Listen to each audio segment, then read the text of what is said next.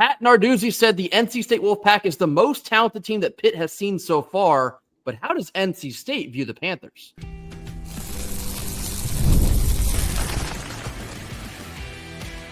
You are Locked On Wolfpack, your daily podcast on the NC State Wolfpack, part of the Locked On Podcast Network, your team every day. What's up, Wolfpack Nation? It's time to get locked in with Locked On. Thanks for making Locked On Wolfpack your first listen each and every day. We are free and available wherever you get your podcasts and on YouTube, part of the Locked On Podcast Network, your team every day. Our Wednesday show is brought to you by Gametime. Download the Gametime app, create an account, and use code LOCKEDONCollege for $20 off your first purchase. As always, terms apply. Happy Wednesday to all. As always, I'm Grayson Boone, joined by former Wolfpack defensive tackle Kenton Gibbs. Getting back in the swing of things in terms of game week, NC State will be on the road this Saturday, a 3:30 p.m. kickoff in Pitt, I'm always going to call it Heinz Field because that's what it should be, but a Chrysler Stadium now, the home of the Pittsburgh Steelers. NC State will be a 6.5-point underdog on the road. Let's talk about Pitt. And obviously the headline, or at least one of the headlines of this game, are the comments from head coach Pat Narduzzi on Monday saying that NC State has the most talented roster that Pitt has seen up until this point of the season. Now, again, we talked about it Monday. Here on Wednesday, Kenton, what are your thoughts? Any additional ones? Well, yeah, but I mean, that's like saying Black Boy Max is the best beat maker I've ever heard. Does it really matter? Does it really, if the top guys aren't hopping on your beats, what does it matter? It's the same thing here, right? With this team is uber talented, but I'm going to tell you something. Narduzzi said that NC State is probably the most, or he said that we are definitively the most talented team that they've faced this season. Well, here's a very interesting thing, and I want to return a compliment to Narduzzi here. Grayson, you've seen this schedule so far. What team has NC State played that's more talented than them except Notre Dame, and that's only offensively. Defensively, I don't think there's much of a competition there between who's more talented. Pitt's got a defensive tackle that just naturally shifted out to defensive end and did not miss a beat. Now, most people don't understand how big of a deal that is. Oh, it's one position over. No.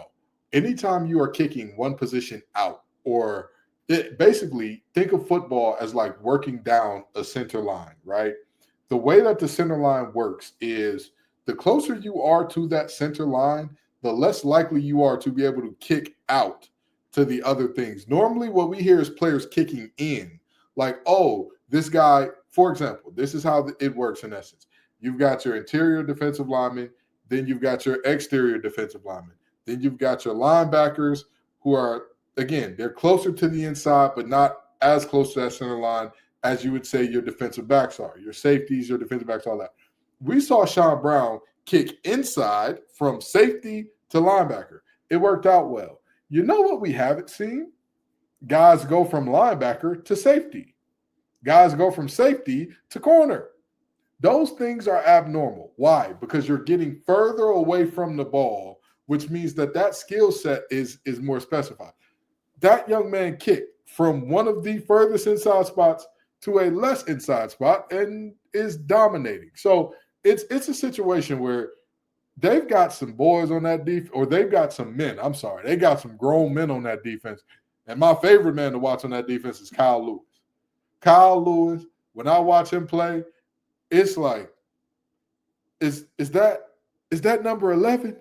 Is that my guy? Should be a multiple-time Bednarik winner, should be a multiple-time ACC Defensive Player of the Year, but he got robbed because we tried to give the Golden Domers, we tried to bust it wide open on the first date, hoping that the Golden Domers would stay, and they still left anyway. Is that number 11? Because I'm telling you, that Kyle Lewis, he's special. That young man is amazing. He makes plays all over the place. And for reference, at ACC Media Days, while talking about Kyle Lewis, Pat Narduzzi specifically said, I trust him to go out there and play and make plays. And when he gets the ball in his hands, he's as good as any back in the country. I beg your pardon. My brother in Christ, I beg your pardon. Did you just say your linebacker is as good as anybody with the ball in his hands?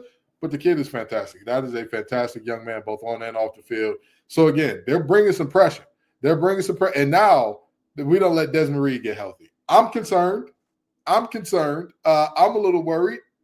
I'm a little, we talk all the time about all of these games are winnable. All of these games are also losable. And this is a game that even with a true freshman at quarterback, this is a game that's losable. Long story short, when you're talking about talent, Pitt has a lot of it. And we'll get more into the details of their offense and defense later in the show. But in terms of rosters that NC State has seen, I think they're definitively 2. I'd put them right behind Notre Dame, but it's a lot closer than you might think. They have a 5-2 record. They're 3-1 in conference. I think if you look a little bit closer at their 2 losses, they probably should be 7-0. I really think they let the West Virginia game get away from them and that loss to Louisville. I think they also had that one in the bag. Kind of made a bad habit in back-to-back appearances, letting a game get away from them. But they are 5-2, again, 3-1 in conference, 45-17 over Central Michigan. They did lose in overtime at West Virginia by just a touchdown, 31-24. The next week is that loss against Louisville, 34-27. Then they make a quarterback change, which we'll touch on in just a second. They beat Boston College 48-7. They go on the road in Tallahassee and beat the Seminoles 34-31. And then most recently on the road at Syracuse, a 30-13 victory. Kenton, would you say the win over Florida State is their most impressive showing so far? I'm not sure, only from the standpoint of we all know that Florida State is 2 tons of buns at this point. Like it's looking tough that for me. way. It's tough for me to call it their best win. But, I mean, when you look at the rest of the wins, Ricky Collins ain't pissed a drop at Syracuse. He's done nothing at quarterback. Duquesne, Central Michigan, obviously they won't move the needle. So I would say de facto Florida State is their best win. And I'm going to tell you, that Louisville game was really theirs to lose, and they did. They did lose it. But that's what I say about Narduzzi all the time, right? Narduzzi shows you the best of coaching and the worst of coaching all at once sometimes. Sometimes he puts on a masterclass to the scale of which you're like, oh my God, this team, I think they've put it all together. And in that same game, he will have you wondering how, why, what in what world do we allow things like this to happen?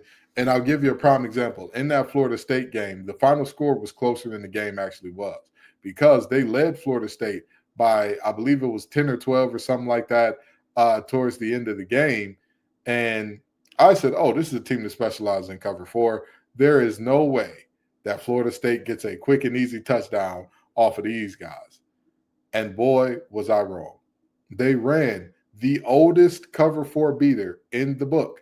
Deep in by your slot man, deep post with your outside receiver. Now, I bet you all are wondering, Kenton, will you explain to us why that's a cover 4 beater? Sure. Here's the thing. In cover 4, that safety is going – so the safeties are generally your inside guys. Corners are your outside guys, right? So that's how you get the 4 because you got 4 people deep. The 2 outside guys have got anything vertical and anything on the sidelines. It basically turns into man at a certain point. But you know that you have safety help over the top in the middle. If there's an end breaker, generally you think, okay, I've got safety help there. But more importantly, if your safety sees a post coming, or if y'all know they like to run post out of this, that safety is supposed to act as a topper for that, especially in a situation where you're like, we can give them 15, we can give them 20. We just can't give up a touchdown. That is the moment where your safety, again, normal cover 4 rules dictate you take that in if you're the safety. Drive to that end, close down the window so the quarterback just can't throw it over the Mike linebacker's head and get himself an easy completion. But that safety in that situation probably should have said, I don't know, guys. I feel like there's something I should be doing right now in this deep middle of the field. There might be something a little bit more important back here going on than that in route. Well, the safety did not do that. The wide receiver used the corner's outside leverage to his advantage, and that post turned into a, 60-some yard touchdown, Grayson? It was a very long touchdown at the end of the game. And so I say all that to say that's the Narduzzi experience. You go down to Florida State with a true freshman. You overcome multiple things that were very tough. An excellent game by Earl Little Jr. you even got a bounce that went your way when Earl Jr. punched out a fumble, and it just bounced right to a Pitt offensive player's hands after a 15 or so yard run by Heinschel. You overcame so much, only at the end to say, I don't know, let's make it interesting. Let's have some fun with this thing. So, this team, very talented. And Narduzzi is the last ever Coastal coach to win an ACC championship. That is a factual statement. The last year that the ACC was divided by Coastal and Atlantic, Pitt beat Wake Forest. So far be it for me to tell him he's a bad coach. I would never say he's a bad coach because, again, if he's a bad coach, then what does that say about us not even getting to a game that he's won outright? But Pitt will give you those times where if you keep the game close enough, they'll give you some head scratches where you're just like, okay, we'll take it if you're going to give it. I love that you went that direction because I was going to liken them to basically the law of the wolf sometimes. You know how we kind of have those seasons where it's like, man, if NC State could have won that one game, everything would look differently. Pitt is currently in the middle of one of those seasons. Like I said, the 2 losses to West Virginia and to Louisville. Louisville, they had a 17-point lead, blew it, and then got a 10-point lead and also blew that. They threw 3 interceptions in the second half, melt that game away. The West Virginia game, they went up early, lost the lead, went up again, lost the lead. So you see what I'm getting at here. They've blown some prime opportunities to look at a 7-0 season right out of the gate. So this is a damn good football team. They rarely beat themselves, but of course, when they do, it shows up in a massive light. I did mention that quarterback change. We're going to touch more on that in just a second when we get into the details of the Pitt offense. But this is a good team. NC State has their work cut out for them on the road. Ironically enough, Dave Doran is 2-0 against Pitt. Both of those games came on the road. So for whatever reason, we never play Pitt in Raleigh. I don't know why that is, but 2-0 on the road up there in Pittsburgh, looking to make it 3-0 on Saturday. Coming up next, getting into the details of the Pitt offense. This comes after a quick word from our sponsors.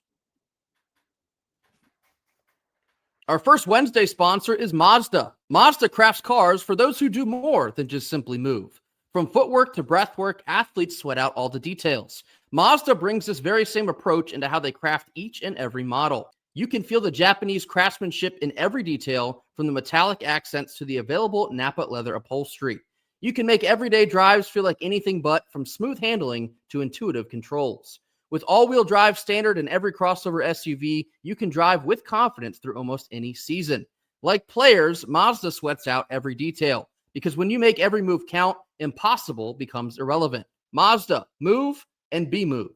Our second Wednesday sponsor is Peloton. Peloton is shaping the future of fitness with the brand new Peloton Cross-Training Tread Plus, powered by Peloton IQ. It's their most advanced equipment yet, designed to give you real-time guidance and endless ways to move, whether you're running, lifting, or cross-training with your favorite instructors. This is training reimagined. Peloton is built for breakthroughs with tools that help you plan, stay motivated, and reach peak performance. The swivel screen is a game changer. You can go from running on the Tread Plus to strength training without missing a single beat. And the personalized class recommendations will help keep you engaged, getting workouts tailored to your vibe and energy level each and every week. So let yourself run, lift, flex, and push forward. Explore the new Peloton Cross-Training Tread Plus today at onepeloton.com. Middle portion of our Wednesday show, time to get into the details of the Pitt Panther offense. As I said, they had a pretty significant quarterback change right in the middle of the first half of their year. So Eli Holstein, if you've heard that name before, he was the starter coming into the season. He played the first 4 games. And to be honest with you, I don't think he was playing that bad. He was benched. He threw for over 1,000 yards. He had 11 passing touchdowns, 5 interceptions. However, the last game that he played in was that bad loss to Louisville. He threw 2 second-half interceptions, and have to imagine that was enough for Pat Narduzzi because he made the change the very next game. Enter Mason Heinschel. He's a freshman quarterback, and so that right there, I think benching a quarterback that was pretty good last year, was playing pretty decently to start this season, but you bench him and then play another freshman. They must think the world of this kid, and so far so good, I would say. He comes out in his first game against Boston College. He throws for over 300 yards through the air and 4 passing touchdowns. Mason Heinschel is now the quarterback to know for Pittsburgh. Kenton, what have you seen from him so far? Grayson, it's not just about what I've seen from Mason Heinschel. It's what I've seen from this offense as a whole. when you think about Pitt, you think of the defense, you think of the Sharks, you think of how they go hunting and all that good stuff. They are the third leading passing offense in the ACC. Whew. And I know what you're thinking. Who are their best receivers? Did you know? I'm gonna give you an opportunity, Grayson. And Grayson and I have not rehearsed this at all off air. I'm gonna give you an opportunity, Grayson. Can you name for me their leading receiver? I don't know if he's their leading receiver, but I know Kenny Johnson is one of their top receivers. I don't know who their leading receiver is, though. No. Raphael Williams Jr. is their leading receiver. Now, Grayson, I want to ask you a question. Do you think that they are a team that throws the ball around the yard to such a high clip that their receivers have won a ton of ACC Receivers of the Week? I'm going to say no. Guess who did win a Receiver of the Week on that team? This sounds like a trick question. Is it Desmond Reed? It is Desmond Reed. Yeah. That team comes at you with everybody. Everybody on the field has the ability to catch the ball. Everybody on the field has the ability to get open. And guess what? If Desmond Reed is split out, do you know who they're probably going to have in the backfield? A young man by the name of Ja'Carrion Turner. Yep. You know who I like in Ja'Carrion Turner too? A Desmond Reed clone. The young man is 5'10", 180 pounds of pure shiftiness, acceleration, and speed. I am telling you right now, our linebackers, there are certain games where it's like, hey, strap on your big boy parts and be ready to get physical. I know that this sounds counterintuitive. Pitt plays a very finesse game. That's who they are now. They play a game of offensive sophistication, of spreading you out, finding matchups, and saying, I see barbecue chicken in this matchup. Go eat. And I am telling you right now, if our linebackers are not prepared to cover their running backs, it is going to be a very long day in Heinz Field. His mama named him Heinz. I'm going to call him Heinz. In Heinz Field. Okay? It's going to be a very embarrassing day for us. Because, again, this Pitt team has no problem putting their receivers on ice and saying, hey, y'all stay out there. Y'all have a good time out there. But right now, we're going to let our tight ends and receivers eat off some linebackers that aren't necessarily fleet of foot. Josh Allen calls it a milk check. That's what he calls it. He said whenever he sees a slow white linebacker on one of his skill position guys, they instantly say milk check, and that means that whatever is going on, whatever play was called, they're now attacking that linebacker. Biscuit Fordham, if you hear milk check, please get safety help. Please call somebody to help you, brother, because this ain't a disrespect to him, because I don't even think in our glory days of linebackers, as good as Peyton Wilson was, as good as Drake Thomas was, as good as Isaiah Moore, I would not want them one-on-one with Desmond Reed for an entire game. I just don't think that that's a good matchup for you. So with that being said, I mean, this is one of those moments, man, where their offense is very quietly an underrated part of this team. And one last thing before I toss to you, Grayson. Where do you think they rank in points per game in the ACC? Just out of curiosity. It's got to be high because I know it's 38 points a game. Correct. They're 3 overall in the conference. This team, while we know them for this defense that's downhill and charging and doing everything they can to stop the run and not taking out their linebackers on 3rd and long, what we also know is this offense can score with the best of them. As we were discussing with some of the biggest things that NC State needs to do to close the season, we needed to average 30 plus. Yeah, Pitt, they averaged 38 per game. So this team can score, and extending Kenton's point, Desmond Reed will be a massive factor into that pie or puzzle, equation, whatever you want to call it. Desmond Reed is an all-American, all-purpose back, might I add. He can beat you in the backfield. He can beat you out wide. He's a running back with wide receiver tendencies. He can punt return with the absolute best of them in the conference. Just a nightmare to try and cover. Now, he did experience a little bit of injury early in the season. I believe it was the West Virginia game he left with injury. Comes back on the road in Tallahassee, 12 carries for 45 yards. And you might say, oh, well, yeah, pedestrian day. 8 catches for 155 and 2 touchdowns. That was the Receiver of the Week award that Kenton was referencing there. He's a nightmare. Again, this will be probably the biggest challenge of the day for the NC State defense. Can you keep tabs on number 0? at all times. If you don't know where he's at, he's probably in the end zone. So that will be a big problem if NC State cannot find a way to somehow contain him to the best of their abilities. We've already talked about Mason Heinchel, freshman quarterback. So far through 3 games, 820 passing yards, 6 passing touchdowns, and 3 interceptions. Also has taken 14 sacks in just 3 games. That's not a good number. So if you're NC State, I think I just spelled out what you need to be doing. Force pressure on the quarterback all 4 quarters. That's going to be the biggest way you can force havoc and give yourself a chance on the defensive side of the ball. Kenton talked about the wide receiving core. It's nothing special. I mean, they're a good bunch. They're a solid group of wide receivers led by Raphael Williams Jr., Kenny Johnson, and Kataris Hicks. They're not Miami. They're not Alabama. They're not Oregon, but they're good possession wide receivers. You have to find a way to keep them in front of you also. But yeah, it's just a solid offense. They find ways to beat you repetitively down the field. 38 points a game is the average. Can NC State hold them under 30? I think that'll be a big question. I don't think that'll be much of a question. I hope it is. Might get answered pretty quick, I guess. I hope I'm wrong. I'm not betting any more dogs. Not doing it. Not doing it again. That was a one-time only deal. Okay. And Grace is not putting his Lord back on the line for this thing either. Okay. That was a one-shot deal, ladies and gentlemen. But in all seriousness, I'm not sure that we have the horses in the stable to stop them. I would hope that we can contain them. That's the only thing that I would say, hey, if we can do this, we'll be fine. Like Grayson said, hold them under 30 is the charge here, right? Hold them under 30. Most people wouldn't say, hey, that's a standing on your head, stalwart defensive performance. But if you can hold them under 30, you give yourself a shot. Yeah, so remember all offseason when I said NC State's more than likely going to find themselves in shootouts this year. They're going to have to try and outscore the opponent because their offense is the strength of this team. Prepare yourself. That's what you're looking at on Saturday. This will more than likely have to be a shootout if NC State's going to leave with a W. So, reversing field on that note, coming up next, we're talking about the Pitt defense after a quick word from our sponsors. Our third Wednesday sponsor is Gametime. College football is actually half over. I think I'm going to make myself sad talking about that. The tailgates, the rivalries, and the energy in the stands, we still have half of a season left, and there's simply nothing like it.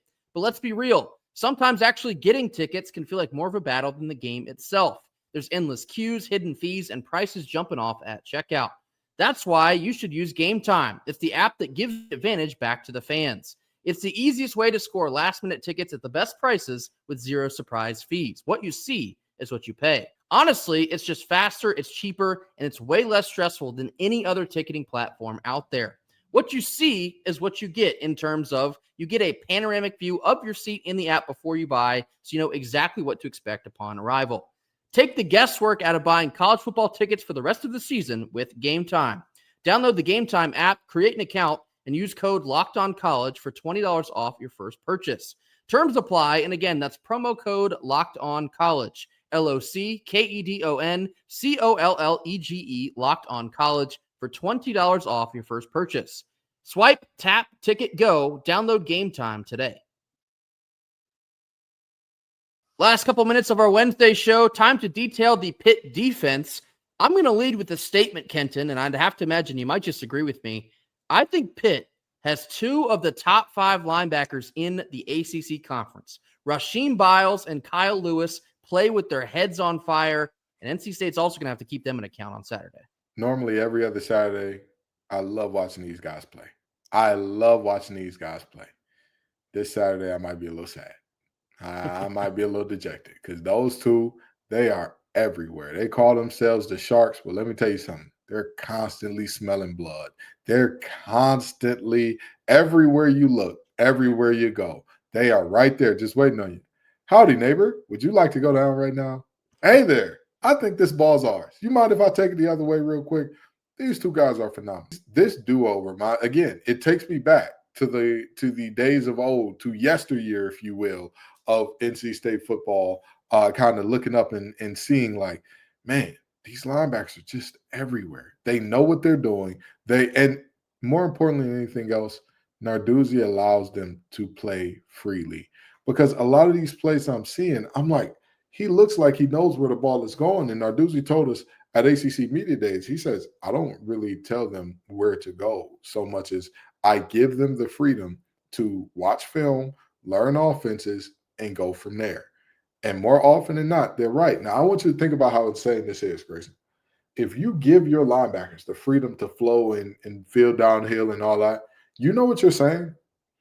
I trust a young man that's somewhere between 18 and 23 to 24 years old to outsmart an offensive coordinator that's getting paid 6 to 7 figures to do this job. And yet and still, they've been right more often than not. They've been right more often than they've been wrong. So, all the credit in the world to these two. I would probably say the Achilles heel of this defense is their defensive end position. Because like I talked about, Isaiah Neal had to step out from defensive tackle to defensive end. And I think that he's done a phenomenal job, right? Big fella, 265, good at setting the edge, pretty good pass rusher as well. But there are just certain limitations that come with that kicking out. And I'll say this, they are getting healthier. But if you are looking at a spot where you could say, all right, we may need to see if they're pliable here. Again, I get it. I understand that Lewis and company flying away, that if you go outside zone and you don't have guys sealing that edge that can block their tail off, it's not even worth it. However, with what I've seen from Justin Jolie's blocking this year, I think it's worth a shot. Give him a shot. Give him a shot early in the game and say, hey, you think you can block Kyle Lewis? Hey, you think you can block Biles? Just give me a shot. Give me your best. I don't need perfection. Just give me your best. Show me that you may be able to create an edge. Hollywood, you go make something shake. Because I'm going to tell you, this game right here, Hollywood, Mr. Sosa Vandross, if you will, there is money on the floor. If you can do what you were doing all these other games, you can put up 120, 130, 150 on this defense. Grayson, you told me before the show that they're the number 3 defense in where in stopping the run? The number 4 rushing defense in the country. They only give up an average of 82.4 rushing yards per game. This is perhaps the biggest test so far for Hollywood Smothers on the season. It's a great rushing defense. Let me tell you something. Coach Touge's birthday just passed. Happy birthday, Coach Touge. Big dog.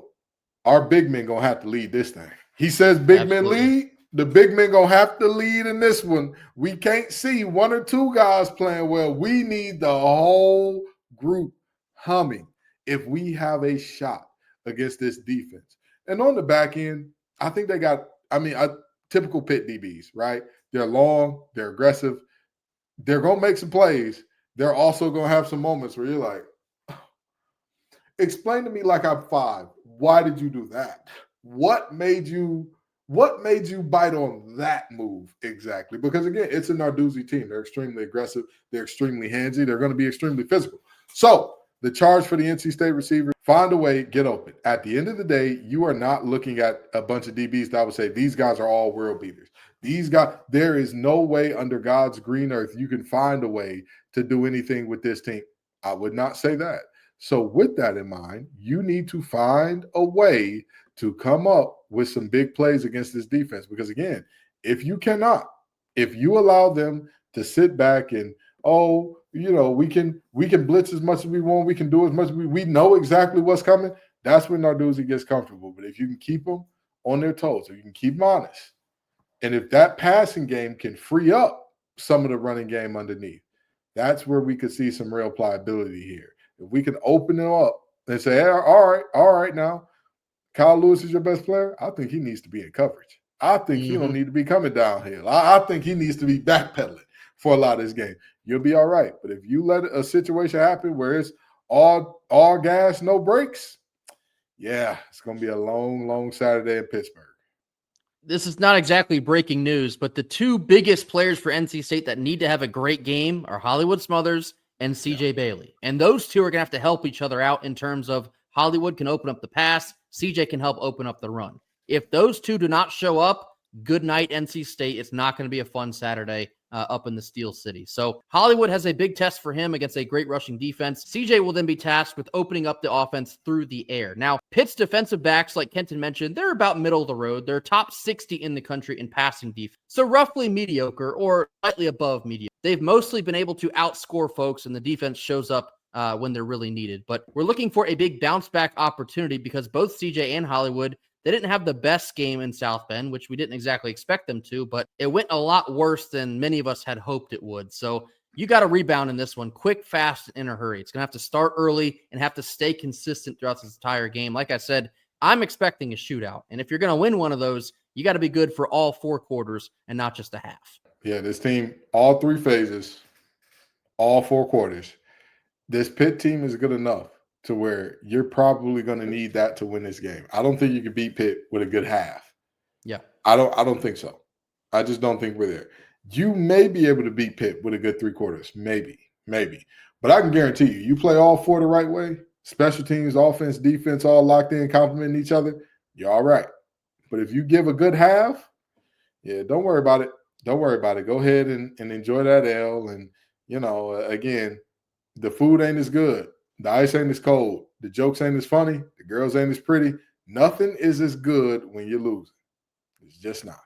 That is our brief walkthrough of the Pitt Panthers here on Wednesday. That will do it for us today. As always, thank you all so much for joining us. Be sure to hit that like button, drop your comments in the comment box, mash that subscribe button if you have not already. We'll catch you back here tomorrow on Thursday for more. And until then, go Pack.